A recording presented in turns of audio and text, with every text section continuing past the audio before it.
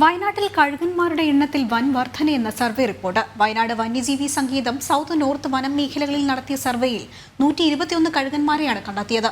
കഴിഞ്ഞ മാസം അവസാനത്തോടെയാണ് കർണാടകം, തമിഴ്നാട് വനംവകുപ്പുകളുടെ സഹകരണത്തോടെ സർവേ നടത്തിയത്. വയനാട്ടിലെ വനമേഖലയിൽ ഡിസംബർ മാസം അവസാനം നടത്തിയ സർവേയിലാണ് കഴുകന്മാരുടെ എണ്ണം വർദ്ധിച്ചതായി കണ്ടെത്തിയത്. സംസ്ഥാനത്ത് പൊതുവെ കഴുകന്മാരുടെ സാന്നിധ്യം വളരെ കുറവാണ്. ഇതിനിടയിലാണ് മുൻകാലങ്ങളിൽ നിന്ന് വ്യത്യസ്തമായി പുതിയ കണക്കുകൾ പുറത്തുവന്നത്.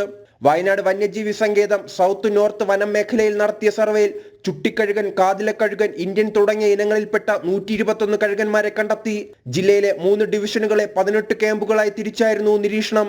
ഓരോ ക്യാമ്പിലും 4 നിരീക്ഷണ സെക്ഷനുകൾ ഉണ്ടായിരുന്നു. വയനാട് വൈൽഡ് ലൈഫ് ഡിവിഷന്റെ നേതൃത്വത്തിൽ കേരളം, കർണാടക, തമിഴ്നാട് വനം വകുപ്പുകളുടെ സഹകരണത്തോടെയാണ് രണ്ടാമത്തെ സർവേ നടത്തിയത്.